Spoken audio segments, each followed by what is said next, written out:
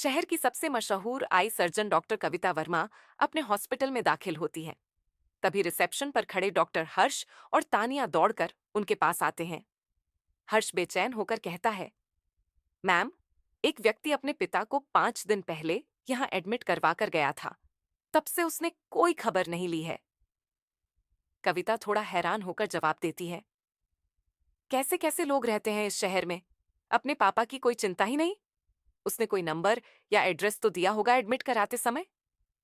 हर्ष फाइलों को पलटते हुए कहता है, मैम, उसने जो नाम, नंबर और एड्रेस नोट कराया था वो सब गलत निकला।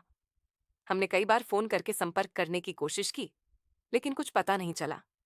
अब समस्या ये है कि हम इन्हें न तो यहाँ ज्यादा दिन रख सकते हैं और न ही कहीं और शिफ्ट कर सकते हैं। कविता ने फिक्रमंद नजरों से हर्ष की ओर देखा और कहा, अरे, तो मरीज से पूछ लो। आंखों में ही तो समस्या है। नाम या अपने घर का पता तो बता ही सकता होगा। तानिया ने गंभीर स्वर में कहा, मैम, वो बहुत बुजुर्ग हैं, कुछ भी बताने में असमर्थ हैं।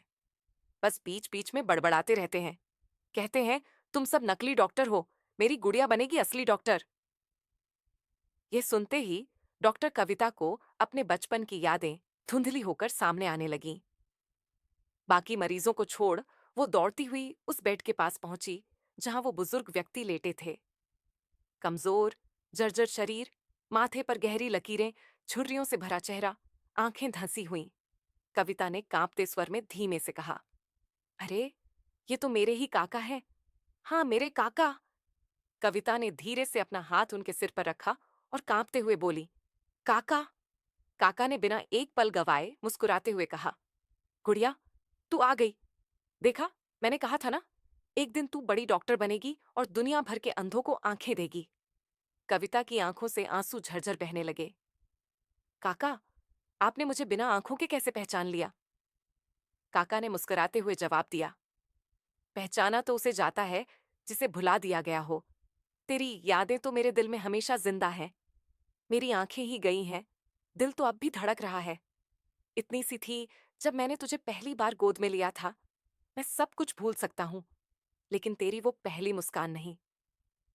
देश की सबसे मशहूर आई सर्जन कविता के आंसू अब तक सबकी समझ से बाहर थे। डॉक्टर हर्ष और तानिया असमंजस में एक दूसरे को देख रहे थे। तभी उन्होंने देखा, कविता अपने काका के गले से लगी, फफक फफक कर रो रही थी। काका, अब कोई चिंता मत करो, मैं वापस आ गई हूं और आप फिर से इस खूबसूरत दुनिया को अपनी आंखों से देखोगे। काका के थके हुए चेहरे पर संतोष की मुस्कान उभर आई। कविता ने हर्ष और तानिया को ऑपरेशन थिएटर तैयार करने का आदेश दिया।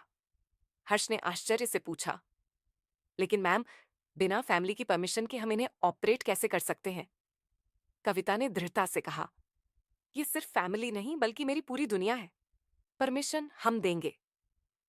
अगले दिन सफल ऑपरेशन के बाद जब डॉक्टर कविता ऑपरेशन थिएटर से बाहर आईं, तो तानिया ने उत्सुकता से पूछा, मैम, हमने आपको पहले भी कई ऑपरेशन करते देखा है, लेकिन आज आपके चेहरे पर जो मुस्कान है वो पहले कभी नहीं देखी।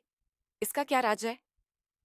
कविता ने नम आंखों से तानिया की ओर देखते हुए कहा, मैं 4 साल की थी जब मुझे अनाथालय लाया गया था।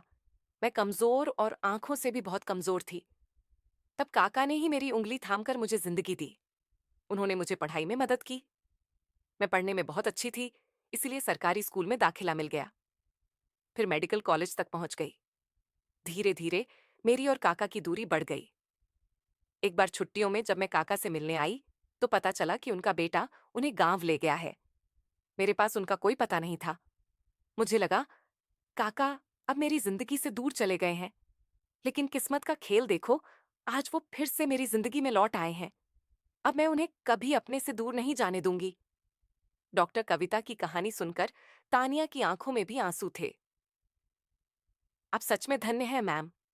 इतने बड़े डॉक्टर बनने के बाद भी आप अपने फर्ज को निभाना नहीं भूली। सचमुच, इस दुनिया में इंसानियत अभी भी जिंदा है।